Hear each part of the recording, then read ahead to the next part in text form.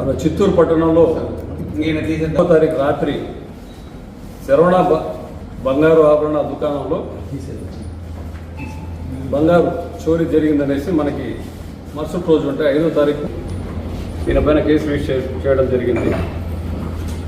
ఈ కేసు ఇన్వెస్టిగేషన్లో భాగంగా కర్ణాటక మరియు తమిళనాడు వారి సహాయ సహకారం తీసుకోవడం జరిగింది. ముఖ్యంగా దీంట్లో అతను వెళ్ళిపోయేటప్పుడు చోరీ చేసి వెళ్ళిపోయేటప్పుడు డీవీఆర్ కూడా తీసుకెళ్ళిపోయాడు.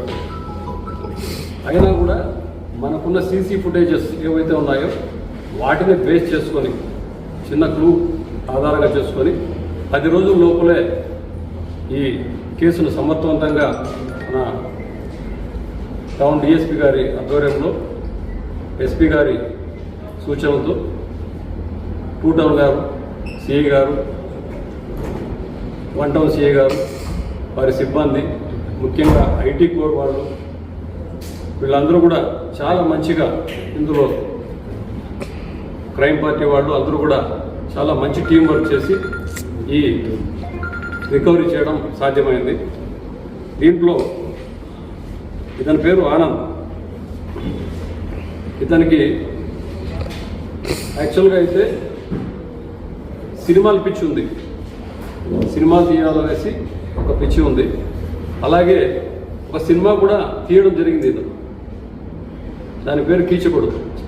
కర్ణాటకలో మూవీ కూడా తీశాడు, బట్ అది రిలీజ్ కాలేదు. అది 2020లోనే ఆగిపోయింది. మూవీ కూడా తీశాడు. ఆ తర్వాత ఒక షార్ట్ ఫిల్మ్ కూడా ఆనంద్ రిటర్న్స్ అనేది తీయాలనేసి అతను ప్రయత్నంలో ఉన్నాడు. ఈ మూవీ ఆగిపోవడము, ఆ టైంలో అప్పులు చేయడం, ఇవన్నీ కూడా ఒక కారణంగా ఉంటే ఈవెన్ దానికోసం అతను ఇల్లు కూడా అమ్మేయడం జరిగింది. దాదాపు 1 కోటి రూపాయలు కూడా చేసి ఇల్లు కూడా అమ్మేయడం జరిగింది.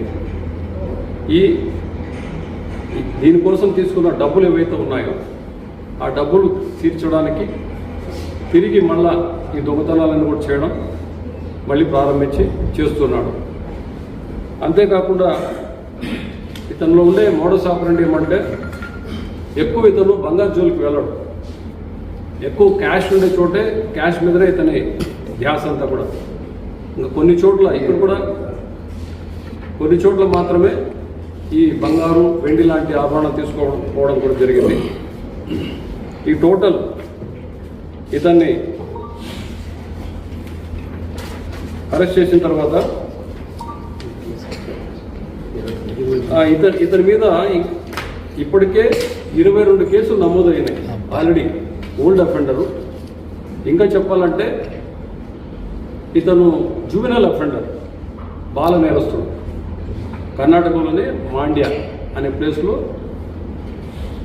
బాల నేరస్తుడిగా ఉండి ఆ తర్వాత కూడా నేరస్తుడిగానే తన జీవితాన్ని కొనసాగించడం జరిగింది.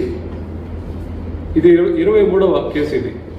సో ఇంకా కొన్ని చోట్ల చిన్న చిన్న దొంగతనాలు చేయడం జరిగింది ఈ 3 స్టేట్లో కూడా. ఇతను 3 భాషలు అనర్గళంగా మాట్లాడగలుగుతాడు, తెలుగు, తమిళ అండ్ కన్నడ. సో చిన్న ఏదో 10,000, 20,000 పోయినా ఒక చోట కొన్ని చోట్ల వాళ్ళు కంప్లైంట్ కూడా చేసి ఉండకపోవచ్చు.